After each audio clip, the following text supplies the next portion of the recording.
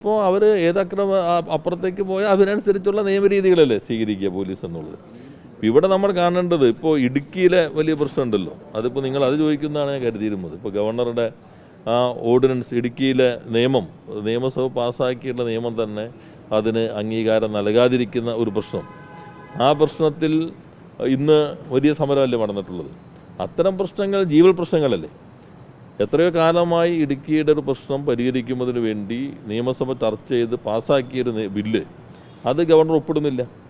നേരത്തെ തന്നെ ഞങ്ങൾ വ്യക്തമാക്കിയിട്ടുണ്ട്, യഥാർത്ഥത്തിൽ ഒരു ബില്ല് സംബന്ധിച്ച് ഗവർണർക്ക് എന്തെങ്കിലും അറിയാനുണ്ടെങ്കിൽ മന്ത്രിസഭ ബില്ല് അംഗീകരിച്ച് കഴിയുമ്പോൾ അത് ഗവർണർക്ക് അയച്ചു കൊടുക്കുന്നുണ്ട്.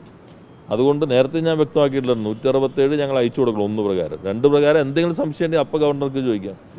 സംശയമുള്ളത് ഇപ്പോൾ നേരത്തെ മന്ത്രി കെ രാജൻ പറഞ്ഞത് ഗവർണർക്ക് അങ്ങനെ സംശയം ചോദിക്കാൻ പറ്റില്ല, അല്ലെങ്കിൽ മറ്റേതെങ്കിലും സംഘടനകൾ ഉന്നയിക്കുന്ന സംശയങ്ങളോ പരാതികളോ ഉണ്ട് എങ്കിൽ അത് കുറിപ്പടിയായി എഴുതി സംസ്ഥാന സർക്കാരിനോട് ചോദിക്കാനുള്ള അവകാശമില്ല. പക്ഷേ ഒരു സംസ്ഥാനത്തിൻ്റെ ഭരണത്തലവൻ ഗവർണർക്കോ രാഷ്ട്രപതിക്കോ എന്തെങ്കിലും നിയമസഭ പാസ്സാക്കുന്ന ഒരു നിയമത്തിന് സംശയമുണ്ടെങ്കിൽ അത് ചോദിക്കാനുള്ള പ്രൊവിഷൻ അല്ലെങ്കിൽ അങ്ങനെ റൈറ്റ് ഇല്ലേ? അത് തീർച്ചയായിട്ടും ഉണ്ട്. അതാണ് 200. ആ റൈറ്റ് അനുസരിച്ച് നിയമസഭയ്ക്കാണ് അയക്കേണ്ടത്. ഇന്നതിനകത്ത് മാറ്റം വരുത്തണം, ഇന്നതിനകത്ത് മാറ്റം വരുത്തേണ്ടതില്ല. അദ്ദേഹത്തിന് സ്വന്തം മൈൻഡ് അപ്ലൈ ചെയ്തിട്ട് ഭരണഘടന നൽകുന്നത് മന്ത്രിസഭ അംഗീകരിച്ചിട്ട് ബില്ലിൻ്റെ കോപ്പി അയച്ചു കഴിഞ്ഞാൽ അത് സംബന്ധിച്ചുള്ള സംശയങ്ങൾ അയക്കണം എന്ന് ഭരണഘടന ചീഫ് മിനിസ്റ്റർക്ക് നിർദ്ദേശം നൽകുന്നുണ്ട്. ചീഫ് മിനിസ്റ്റർ കൃത്യമായിട്ട് ആ വ്യവസ്ഥ പാലിക്കുന്നുണ്ട്. എല്ലാ മന്ത്രിസഭാ തീരുമാനങ്ങളും നിയമത്തിൻ്റെ കോപ്പികളും ബില്ലിൻ്റെ കോപ്പികളും അദ്ദേഹത്തിന് അയച്ചു നൽകുന്നുണ്ട്.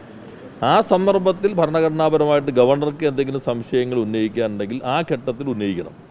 ഗവർണർക്ക് അത് പരിശോധിക്കാൻ യാത്രയുടെ തിരക്കുകാരൻ ചിലപ്പോൾ ഇത് അയക്കുമ്പോഴൊന്നും സമയം കിട്ടിയിട്ടുണ്ടാവില്ല.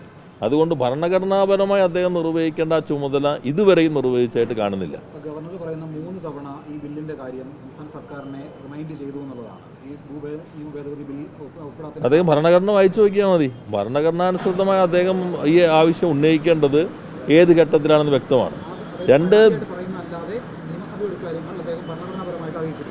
അല്ല, നിയമസഭയിൽ വരുന്നതിന് മുൻപാണ് അദ്ദേഹത്തിന് ഭരണഘടന അധികാരം നൽകുന്നത്. എക്സിക്യൂട്ടീവിനോട് ചോദിക്കാം. ഭരണഘടനയിൽ എക്സിക്യൂട്ടീവ്, ലെജിസ്ലേച്ചർ വ്യക്തമായിട്ടുള്ള നിർവചനങ്ങളുണ്ട്. അതിൽ ഗവർണർക്ക് ഭരണഘടന അധികാരം നൽകുന്നത് എക്സിക്യൂട്ടീവ് പാസ്സാക്കുമ്പോൾ ഞങ്ങളോട് ചോദിക്കാം.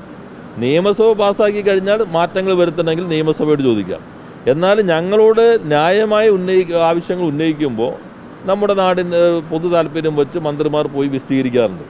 എന്നാൽ ഇപ്പോൾ ഒരു പരാതി വരുന്നു, ആ പരാതി മാർക്ക് ചെയ്ത് തന്നാൽ സ്വാഭാവികമായിട്ടും പുതിയ കീഴ്വഴക്കമായിരിക്കും. അങ്ങനെ ജനാധിപത്യത്തിൽ പ്രവർത്തിക്കാൻ കഴിയില്ല. അപ്പോൾ ഗവർണർ ഭരണഘടനാനുസൃതം അദ്ദേഹത്തിന് അർപ്പിതമായ ചുമതല മനസ്സിലാക്കി നിർവഹിക്കുകയാണ് വേണ്ടത്.